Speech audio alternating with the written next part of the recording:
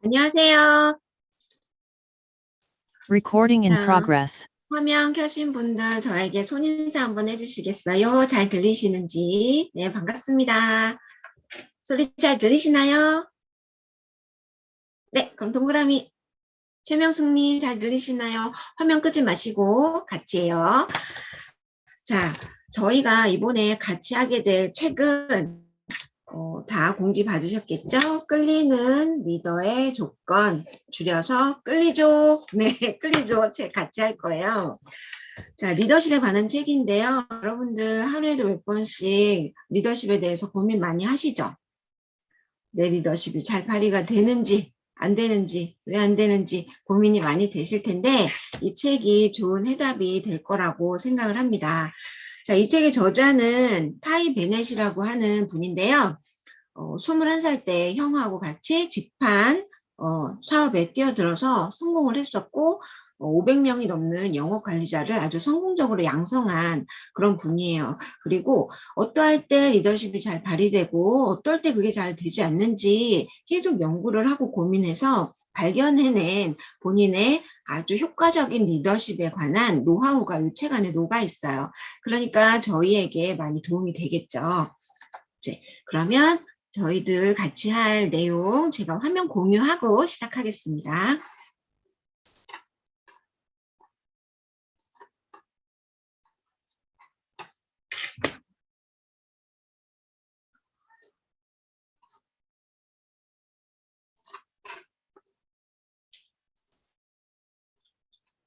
네. 자, 끌리는 리더의 조건. 아주 많은 리더들이 있죠. 그런데 유난히 끌리는 리더가 있어요. 내가 그런 리더가 되고 싶은 마음이 모두 다 있으실 거고 또 저희들이 가장 먼저 떠올릴 수 있는 끌리는 리더 있으시죠? 네, 저희들 아주 멋지게 이끌어주고 계시는 박청자 편학범 리더님이 이런 끌리는 리더의 대표적인 리더님이 아닐까라는 생각을 해보게 됩니다. 네, 이 책은 추천을 2명한테 받았고요. 그리고 저자도 이 책에 대해서 굉장히 큰 자부심을 가지고 그리고 좋은 이야기를 해주고 있어요. 근데 첫 번째 추천을 해주신 분이 우리나라의 전 총장 엄현성이라는 분이거든요. 그분이 미군 참모총장을 만났을 때 이 책을 전달을 받고 와 이거는 정말 새롭고 효과적인 리더십을 발휘할 수 있는 책이다라고 확신을 가지고 이 저자 번역을 하신 이민수 박사님에게 적극적으로 의뢰를 해서 네, 번역을 한 책인 거예요. 그런데 이 해군 총장님이 이렇게 얘기를 하셨네요. 추천사에서 뭐뭐뭐의 완성은 없다고 본다. 완성은 없다. 뭘까요? 바로 답을 보여드리도록 하겠습니다. 리더십의 완성은 없다고 본다. 그러면 나는 리더십을 발휘해야만 하는데 완성이 없다 그러면 좀 맥이 빠지죠. 그런데 리더십이 뭐길래? 리더십은 부딪히는 상황과 여건, 사람 구성에 따라서 다 달라져야 되기 때문에 완성은 없다. 그렇지만 너무 실망할 것이 아니라 언제나 변함없이 분명한 것, 확실한 것은 배우려는 노력에 정비례해서 발전하기 때문에 리더십도 내가 계속 키워나갈 수 있다라는 이야기를 해주십니다. 좀 희망적이죠. 네. 그리고 저는 이 책을 볼때 우리가 어떤 팀을 이끌거나 했을 때 리더십을 발휘하고 싶죠. 그런 리더이기도 하지만 동시에 나는 누가 이끄나요? 네, 스폰서님이 저를 이끌어 주시기도 하지만 나는 내가 끌고 가야 되죠. 그래서 나한테 셀프 리더십을 하고 싶을 때도 이 책을 좀 활용해 보면 어떨까라는 제안을 또 드려봅니다. 자, 그러면 계속 말을 하고 있는 리더십. 왜 해당되는 그 리더는 도대체 뭘까? 리더는 지적 능력과 양적 능력 모두 창출해야 되는 사람이고요. 그리고 직원에게 영감을 주고 성장을 시켜야 하는 사람이에요. 여기서 말하는 직원은 우리는 파트너라고 이야기할 수 있겠죠. 그리고 기업을 육성하고 발전시킨다. 네, 팀을 육성하고 발전시키는 사람 리더이죠. 그리고 비전과 전략을 가지고 구체적인 계획을 세워야 하는 사람이 리더. 그리고 단호한 의지와 헌신적인 노력을 쏟아서 실행을 해야 하는 게 바로 리더. 그럼 이 리더가 이런 모든 것을 해냈을 때 바로 목표를 달성할 수 있다는 거죠. 그러면 리더가 없다 그러면 우리는 목표를 달성하는 것에 굉장한 혼란을 가질 수밖에 없다는 거예요. 그러니까 리더는 반드시 필요한데 이 리더가 어떤 마인드를 가지고 있을 때 이 모든 것들이 효과적으로 갈 수 있냐, 그러한 얘기인 거죠. 자, 그리고 이 책을 번역한 임인수라는 분이 역자의 말에서 4가지 질문을 던져요. 저희에게. 이 땅의 리더는 누구인가? 두 번째, 당신은 자신이 리더라고 생각하는가? 네, 선뜻 답하기 어려운 질문을 또 우리한테 던지죠. 그리고 훌륭한 리더는 어떤 사람이라고 생각하는가? 라는 질문을 하고요. 어떻게 하면 그런 리더가 될 수 있는가? 라고 이 책에 들어가기에 앞서 저희에게 질문을 합니다. 그럼 저희는 뭐라고 대답할 수 있을까요? 각자 본인의 생각과 기준에 맞춰서 말할 수 있겠죠. 그런데 이 역자가 본인이 답도 달아줘요. 리더는 누구인가 했을 때 여러분은 아마 많은 인물이 떠오를 것이다 라고 합니다. 그렇죠. 우리가 멘토로 삼고 있는 사람도 떠오를 수 있겠고 뭐 위인을 떠올리는 사람도 있겠고 많이 리더라는 인물을 떠올릴 수 있을 거예요. 그러면 그렇게 떠오르는 리더들 말고 당신은 리더라고 생각하는가? 아니야, 나는 아직까지 이 정도밖에 안 되는데 내가 어떻게 리더라고 할 수 있겠어? 라고 생각을 하건 말건 우리 모두는 리더입니다. 라고 이 역자는 이야기를 해요. 다만 우리가 어떤 리더인지 그게 문제지 모두는 리더이다. 그러면 우리 모두가 사실 훌륭한 리더가 되고 싶죠? 훌륭한 리더는 어떤 리더? 좋아하고 따르고 본받고 싶은 사람이 훌륭한 리더가 아닐까라고 역자는 이야기를 해주고요. 그럼 어떻게 하면 그런 리더가 될 수 있을까? 했을 때 이 책에 답이 있다라고 말을 합니다. 그래서 타이 베넷이 쓴 이 책을 읽으면 훌륭한 리더가 될 수 있을 거다라고 번역하신 분이 이야기를 해줍니다. 자, 그런데 여러분도 아시다시피 이 세상에 얼마나 많은 리더 있어요. 그쵸? 진짜 동기부여 강사들이 낸 책도 있겠고 많은 성공자들이 낸 리더십 관련 서적이 있는데 그 수많은 정말 레드 오션이라고 할 수 있는 그런 리더십 서적들 가운데 이 책이 아주 큰 반향을 일으킨 이유가 있다는 거예요. 해군 참모 총장이라는 사람들은 진짜 아주 각이 딱 잡히고 군인들을 끌고 가야 되기 때문에 강력한 리더십을 가지고 갈 것 같지만 분들조차도 이 책을 추천했다라는 것은 독특한 뭔가 제안이 있다라는 거예요. 과연 뭘까요? 여기서는 진정한 리더는 헌신하고 노력하는 리더 당연하다. 그거는 많이 들어온 얘기죠. 그런데 이 책에서는 이렇게 말하고 합니다. 리더를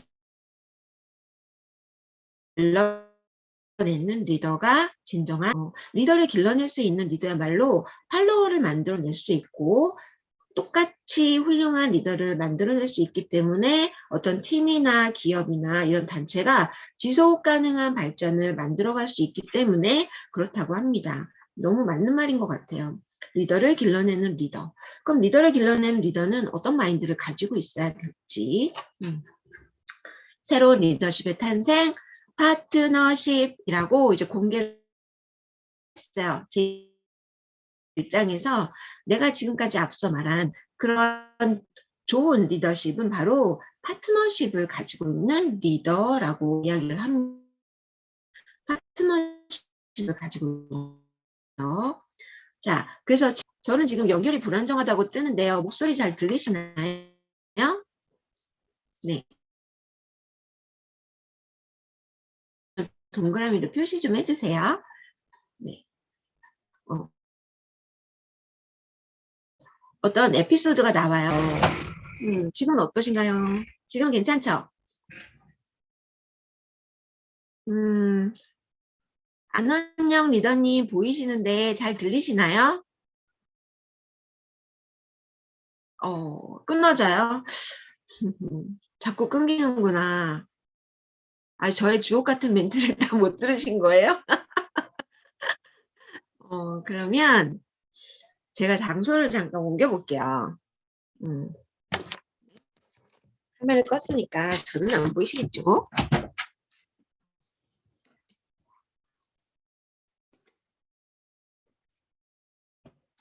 자, 지금은 어떠신가요, 여러분? 잘 들리시나요? 어떠세요? 잘 들리세요? 네. 네, 네, 네, 알겠습니다. 자, 이제 책 안으로 이제 들어왔어요. 첫 번째 이야기. 네. 당신은, 각 분야 리더 5,000명에게 물어봤다고 합니다. 당신은 리더로서 부하 직원에게 어떤 것을 기대하는가? 라고 했을 때, 그 5,000명 중에 75%에 해당하는 그 리더들이, 직원들, 뭐, 파트너들, 마찬가지겠죠? 이것을 기대했다고 해요. 헌신. 공감되시나요? 믿고 따르고 최선을 다해서 함께하려는 마음을 원한다는 거예요. 그런데 이 헌신을 억지로 끌어낼 수도 없겠고 우러나게 하려는 게 이제 관건인 건데 어떨 때 헌신이 일어나는지 사실 대표들이나 리더들은 사람들이 일단 회사 아니면 직급 이것에 헌신한다고 생각하지만 실제로 사람들은 회사에 헌신하는 것이 아니라 사람에게 헌신한다고 합니다. 그래서 이렇게 윗부분에 나오는 말, 사람들은 회사를 보고 입사하지만 상사 때문에 퇴사한다라는 말이 나왔다고 해요. 그러니까 어떤 사람? 신뢰할 수 있고 존중할 수 있고 책임과 헌신을 보여주는 사람에게 헌신할 수 있는 마음이 우러난다고 하면서 어떠한 회사의 이제 에피소드를 보여줘요. 책을 읽으신 분들은 알겠지만 정말 공감이 되는 이야기거든요. 미국의 마켓 바스켓이라는 그런 매장을 가지고 있는 두 명의 대표가 있어요. 공동 대표인데 T 디물러스 그리고 S 디물러스라는 두 명의 대표가 있어요. 이것은 이제 가족 경영 회사인 거예요. 그런데 두 사람이 가지고 있는 성향이 좀 달라요.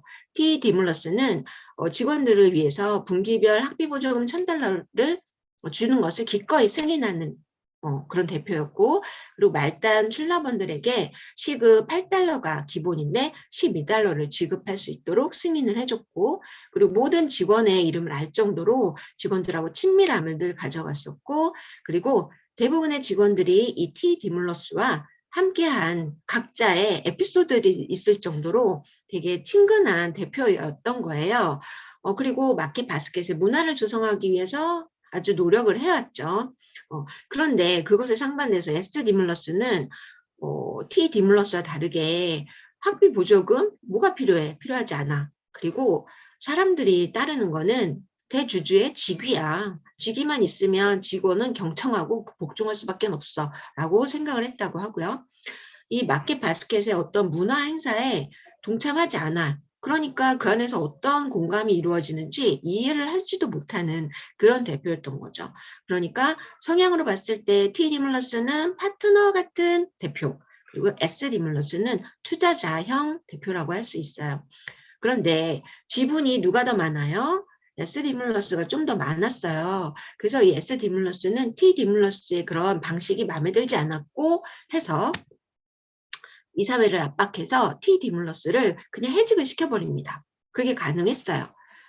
그러면 이제 본인이 원한 대로 이 마켓 바스켓을 운영해 나갈 수 있을 거라고 생각을 했는데 이런 일이 벌어졌죠. 2만 명이 넘는 직원과 고객들이 T 디물러스를 지지하면서 직원들은 파업을 하고 고객들은 아마 불매 운동을 했을 거예요. 그래서 뭐 직원도 없고 고객도 없다 그러면 마켓만 있으면 뭐 하겠어요? 결국에는 S 디물러스가 물러나고 다시 T 디물러스가 돌아와서 그 마켓 바스켓을 더 잘 성장시켰다라는 에피소드가 나와 있어요. 이것을 봤을 때 어떤 공감 그리고 그런 어떤 수평 관계 이런 것들이 헌신을 좀 일으키는 거 아닐까라는 걸 짐작하게 되죠. 네. 그래서 S 디물러스를 봤을 땐 이게 확인이 되는 거예요. 리더의 영향력을 저하시키는 게 과연 뭘까? 그럼 이 리더의 이기심과 자만심 그리고 무관심 이것이 리더의 영향력을 깎아내린다라는 거예요. 이건 뭐 설명이 필요 없이 너무 공감이 되시죠. 그래서 이런 리더들의 끝은 어떻게 되느냐? 허세를 부리는 리더. 나는 굉장히 이것들 잘하고 너무너무 잘났어. 이런 리더는 결국 파트너들에게 경멸을 일으킬 뿐이고, 그리고 내 직위가 이러니까 내 말을 들어야 해 하고 직위에 의존하는 리더는 진심이 빠진 굴종만을 받아낼 수 있는 거예요. 상대방에게. 그러면 파트너 리더는 어떤 결과를 맞이할까요? 바로 파트너형 리더가 헌신을 할 수 있는 파트너와 직원들을 만날 수 있게 된다라는 이야기입니다. 그래서 존 맥스웰이 이런 이야기를 했다고 합니다. 리더하지 않고도 사람들을 사랑할 수는 있지만 사랑하지 않고 리더할 수는 없다. 그러니까 좋아하는 마음이 배어 있어야 된다. 인간관계는 그렇다는 것이죠. 자, 그러면 이 저자는 파트너 리더십이야말로 오늘날의 모든 비즈니스 환경에 적합하고 적용이 잘 되는 리더십이었다는 걸 내가 확인했다라고 이야기를 해요. 그러면 파트너 리더십은 어떤 특징을 가지고 있을까요? 이런 것들이 파트너 리더십이 가지고 있는 거예요. 직원을 파트너로 보는 시각이 중요하다. 그러니까 대등하게 본다라는 이야기인 거죠. 부하로 보는 것이 아니라. 그리고 인간관계를 통해서 파트너 리더십을 갖기 위해서는 인간관계를 통해서 이루어지고요. 그리고 균형 잡힌 접근 방법이라고 합니다. 그리고 리더와 직원 사이의 신뢰를 높일 수 있는 게 파트너 리더십이라고 합니다. 정말 원하는 방향인 거죠. 그리고 열정을 전제로 한다라고 해요. 이건 어떤 의미일까? 네. 그리고 공감대 형성을 바탕으로 하기 때문에 또 좋은 결과가 나올 거고요. 그리고 좋은 변화를 불러온다고 합니다. 파트너 리더십이. 왜 그런지 한번 볼게요. 첫 번째, 직원을 파트너로 보는 시각이 중요한 것은 직원 스스로가 가치 있는 사람이라고 느끼게 해주기 때문이라는 거예요. 직원들의 자존감이 높아지면 훨씬 더 우러나오는 마음으로 교류를 할 수 있다는 거죠. 자, 그리고 인간관계를 통해서 이루어지기 때문에 진정한 헌신을 통해서 진실한 관계를 맺어갈 수 있다.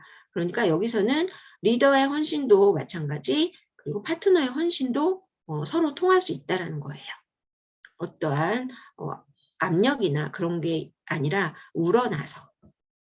또 균형 잡힌 접근 방식이다 보니까 리더는 리더로서, 파트너는 파트너로서 서로 필요한 것을 동시에 충족시킬 수 있어서 윈윈 할 수 있는 상황을 만들어갈 수 있다고 합니다. 그리고 리더와 직원 사이에 신뢰를 높이는데요. 이거는 리더가 정직하고 투명하고 그리고 보살펴주는 리더라면 당연히 그런 사람에게는 끌리기 마련이죠. 제목처럼 끌리는 리더의 조건인 거예요. 그래서 어떠한 아까 앞에서 봤던 것처럼 뭔가 허세도 없고 군림하려는 게 없이 정직하고 투명하고 그리고 기꺼이 파트너를 위해서 애쓰는 것이면 끌리는 마음이 생긴다. 그런 거죠. 그리고 열정을 전제로 한다. 파트너 리더십은 열정을 전제로 하는데요. 이것은 리더의 속도가 조직의 속도를 만들어 가기 때문이라고 합니다. 네. 그리고 리더와 속도를 내고 그리고 열정을 발휘했을 때 그것이 직원들에게, 파트너에게 영감을 주고 또 좋은 영향을 끼칠 수 있어서 함께 나아갈 수 있는 거예요. 그러니까 파트너 리더십은 열정을 전제로 한다. 라고 얘기할 수 있고 공감대 형성을 바탕으로 하는 것이 바로 파트너 리더십이라고 합니다. 그래서 내가 너를 끌고 가고 싶어 이게 아니라 나는 너랑 함께 하고 싶은 거야. 이런 마음이 표현이 되는 것이 파트너 리더십이라는 거예요. 그랬을 때 상대방이 마음이 열리는 거죠. 아, 나를 활용해서 나를 이용해서 뭔가를 원하는 거를 추구하려는 거 아니야? 라는 그런 오해가 생기지 않고 정말 나와 함께 하고 싶은 거구나. 힘든 일도 기쁜 일도 같이 하고 싶어서 그래 라는 함께 하고 싶은 마음 표현했을 때 이런 공감대 형성을 바탕으로 했을 때 파트너 리더십이 발휘가 되는 거고요.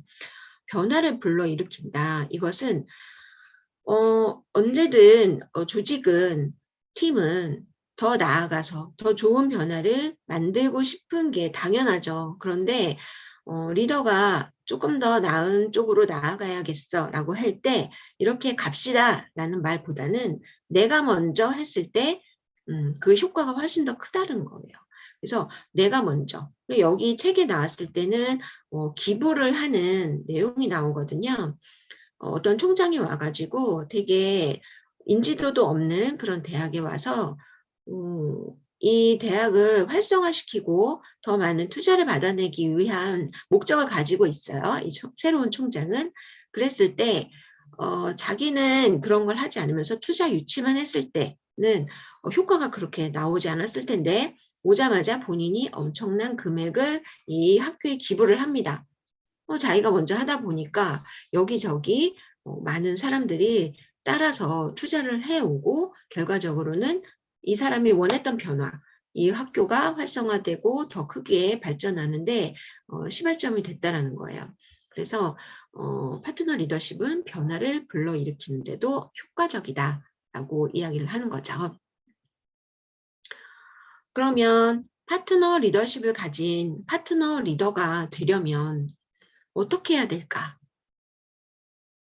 지금까지 쭉 이야기를 들어오니까 여러분 내가 정말 어떠한 열정적인 리더십, 헌신적인 리더십 아니면 정말 행동력 있는 리더십 이것보다 파트너 리더십을 가진 리더가 되었을 때 내가 팀과 함께 어우러져서 내 리더십이 배어들고 그리고 팀원들과 함께 좋은 분위기에서 함께 일을 할 수 있겠다라는 생각이 드시죠? 네. 그러면 내가 이렇게 파트너 리더십을 가진 리더가 되려면 어떻게 하면 좋을까? 그 방법은 자, 1장 이후에 나오는 2장부터는 그 방법을 알려주고 있어요. 이 책에서. 그러니까 이 책을 저희가 끝까지 다 읽고 나서는 방법을 다 알게 되겠죠. 그래서 이 파트너 리더가 가지고 있는 특징이 있다고 해요. 7가지 특징을 짚어주고 있어요. 그래서 첫 번째는 진실한 인간관계를 형성한다고 합니다. 반복되는 이야기죠. 그죠? 앞에서 계속 해왔던 이야기인데 인간관계를 진실하게 형성을 하는데 되게 중점을 두고 있고요. 그리고 내 본인의 영향력보다는 가치를 중요시한다는 거예요. 그러니까 함께 나아갈 가치 그리고 나와 함께하는 사람들의 가치를 중요시하다 보면 사실 영향력을 앞세우는 것보다는 훨씬 더 영향력이 커진다라는 거고요. 그리고 화합하는 분위기를 조성하는 것이 이 파트너 리더들의 특징입니다.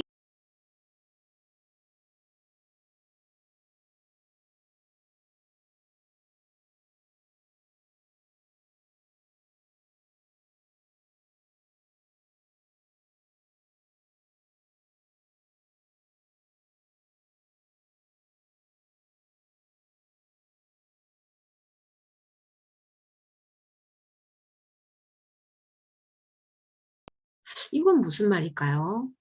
이건 정말 책을 읽으면서 내가 궁금증을 해결하고 싶을 것 같아요. 네. 다음, 전략보다 문화를 중시한다. 그러니까 목적 지향보다는 함께하는 마음의 크기를 훨씬 더 알고 있다라는 거죠. 네. 그리고 함께하는 그 파트너들 그리고 팀원들, 함께하는 직원들을 추종하는 사람들이 아닌 각각의 리더로서 양성을 시키는데 중점을 둔다라는 것이 이 파트너 리더가 가지고 있는 특징이라고 합니다. 이것을 저희가 갖췄을 땐 정말 이상적인 파트너십을 갖춘 리더가 될 수 있겠죠. 물론 한 번에 될 수는 없다고 생각해요. 그렇지만 이 책에서도 나와 있어요. 이 책은 계속 보고 또 봐야 한다. 그러니까 이게 바로바로 내 몸에 배어들기는 어렵겠지만 이 방향으로 갈 수 있는 것을 잊어버리면 안 될 거예요. 왜냐? 이 리더십에 대한 검증을 끊임없이 해왔던 이 저자 타이 베넷이 본인이 찾아낸 방법이기 때문에 노하우가 녹아있는 것은 저희가 적용해보고 하는 그런 확신이 될 수 있잖아요. 그러니까 이 다음에 2장부터는 이 7가지를 그냥 명령문으로 바꾸면 돼요. 그래서 진실한 인간관계를 형성해라. 그리고 영향력보다 가치를 중요시해라. 이렇게 가이드를 해주거든요. 책을 보면 실제로 그렇게 되어 있어요. 화합하는 분위기를 조성해라. 그리고 소통하는 리더십을 발휘해라. 동기부여의 중요성을 과대평가하지 말아라. 그리고 전략보다 문화를 중시해라. 추종자가 아닌 리더를 양성해라. 7가지 특징에 대해서 이제 앞으로 저와 3주 동안 파트너십을 가지고 있는 리더에 대해서 알아보도록 할 거예요. 기대되시나요? 네. 오늘 여러분들이 책을 많이 읽고 오셨는지 궁금하지만 지금 제가 이렇게 쭉 해드린 이야기로 1장엔 이런 이야기가 담겨 있었구나. 그러면 내가 원하는 리더가 되기 위해서 2장부터는 한번 내가 궁금하니까 좀 읽어봐야 되겠다 해서 2장 아직 책을 많이 안 읽어보신 분은 2장부터는 책을 조금 더 많이 읽어보시고 그리고 저와 함께 이야기를 나눌 수 있으면 좋겠습니다. 자, 오늘 첫 번째 1장 강의는 여기서 마치도록 하겠고요. 그리고 잠시 전하는 말씀 있죠.